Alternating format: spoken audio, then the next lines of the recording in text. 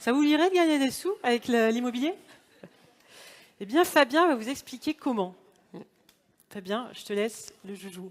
Est-ce qu'on peut l'applaudir pour l'encourager?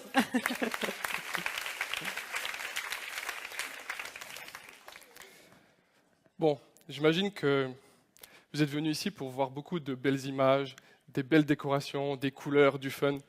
Ben, je vous annonce quelque chose. La prochaine slide, elle va vous décevoir parce qu'elle va vous rappeler des mauvais souvenirs. Et ça, c'est une formule mathématique. Donc je vois qu'on a tous des mauvais souvenirs de nos profs de maths du lycée. Mais en vrai, elle n'est pas si compliquée que ça. C'est une formule que je dois vous expliquer en 10 secondes, mais qui vous permet de calculer la rentabilité d'un investissement immobilier. Alors, j'avais un peu triché, je l'ai mis 2 fois cette slide, comme ça, j'avais 40 secondes pour expliquer. Et en gros, en haut à gauche, c'est tout ce qui est vos loyers et également votre plus-value quand vous revendez. Par exemple, si au bout de 6 ans, vous revendez avec 60 000 euros de plus-value, vous pouvez rajouter, on peut considérer que vous avez gagné 10 000 euros chaque année sur ces 6 ans.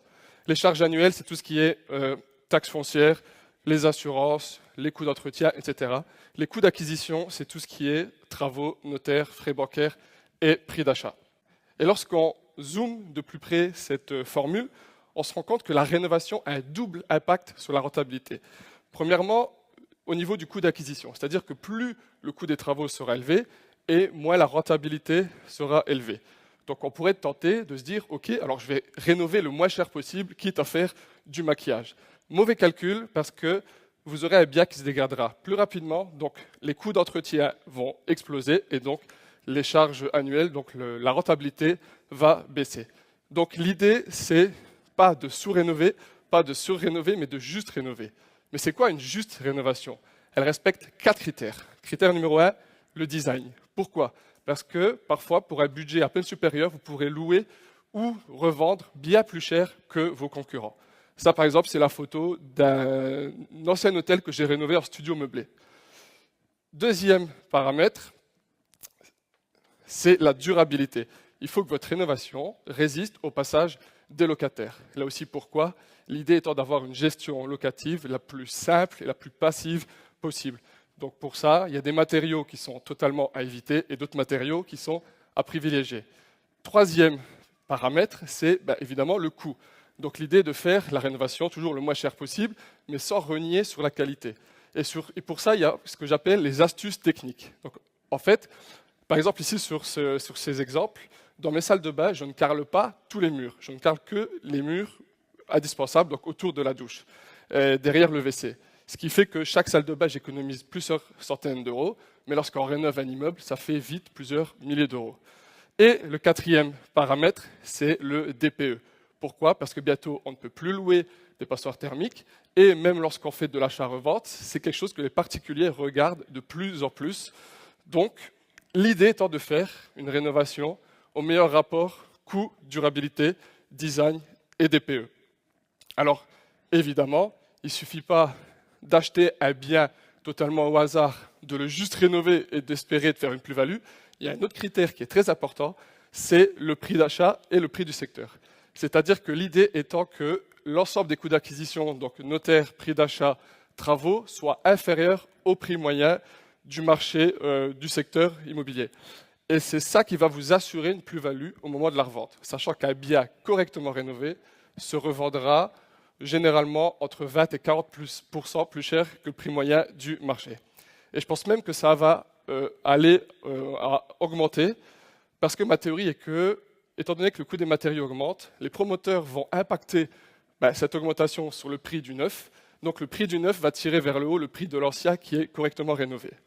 Alors que paradoxalement, et ça je tiens le pari avec vous, c'est que ces prochains mois, prochaines années, tout le monde va dire le prix moyen de l'immobilier a baissé. Et ça, c'est possible à cause de deux causes. C'est les passoires thermiques qui vont arriver en masse sur le marché de la vente, d'un côté, et de l'autre côté, il y aura moins d'acheteurs parce que les taux d'emprunt augmentent et également l'octroi des crédits est un peu plus compliqué qu'avant. Mais il faut garder à l'esprit que ça reste qu'une moyenne, parce que les logements, les biens joliment décorés et les biens neufs restent qu'une minorité du parc immobilier français, alors que généralement il n'y a qu'à se balader sur le bon coin et vous verrez plutôt ce genre de logement, que ce soit pour louer ou acheter. Alors que pourtant, les gens, en tout cas toutes les personnes qui ont les moyens, vont généralement rechercher dans les mêmes quartiers et les mêmes types de biens. Donc, si je dois vous donner un conseil, un premier, c'est de rechercher dans votre secteur, là où vous voulez investir, qu'est-ce qui est vraiment recherché par les gens. Pourquoi ? Parce que les gens sont prêts à payer cher votre perle rare. Moi, par exemple, dans mon secteur, dans la ville où j'investis, je me suis rendu compte que les F2 meublés proche gare, proche centre-ville, qui étaient pour des gens de passage de 1 mois, enfin plutôt de 6 mois, 1 an, étaient très recherchés et c'était vraiment en manque, à tel point que les gens, ils allaient, pendant leurs 6 mois de stage, ils allaient à l'hôtel. Mais moi, ce que j'ai fait, c'est que j'ai vraiment cherché dans ce secteur et j'ai fini par trouver au bout de quelques mois cette grange qui était 100 mètres carrés au total, totalement rénovée, que j'ai divisé en 3 duplex meublés haut de gamme que je loue en moyenne durée. Et en gros, c'est un projet qui m'en est revenu à 230 000 euros, que je pourrais revendre à 350 000 et qui me coûte 900 euros en mensualité et qui me ramène 2100 euros de loyer hors charge. Troisième étape, une fois que vous avez trouvé le bon bien, au bon prix, au bon endroit, que vous l'ayez juste rénové, il y a la troisième étape qui est de louer ou de revendre au meilleur prix. Pour ça, 2 conseils.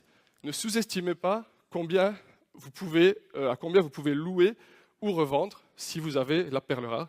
Et faites du marketing immobilier, c'est-à-dire dépenser quelques centaines d'euros pour faire de belles photos. Moi, j'ai un photographe qui vient avec des coussins, des plaids, des petits vases, qui me décore le logement et qui me prend des photos. Alors, quand on se lance dans ce genre d'activité, premièrement, on réhabilite, on remet sur le circuit du parc immobilier des logements qui étaient insalubres, dangereux, qui n'étaient pas aux normes, qui étaient inhabitables. Deuxièmement, on rapporte plus de budget à la commune parce qu'on aura plus de taxes foncières, plus de taxes d'aménagement, etc. Donc la commune peut mieux se développer. Troisièmement, on va faire travailler des artisans, des entreprises, des architectes.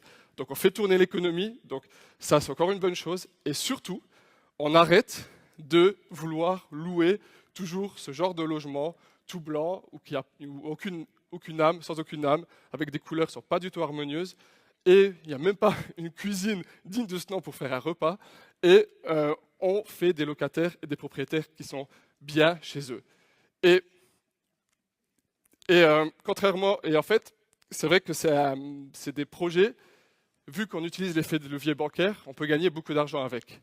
Mais contrairement à ce que la société veut nous faire croire, on peut gagner beaucoup d'argent tout en étant éthique et en apportant beaucoup de valeur à la société et aux gens. Et ça, je viens de vous le prouver en 7 minutes 50.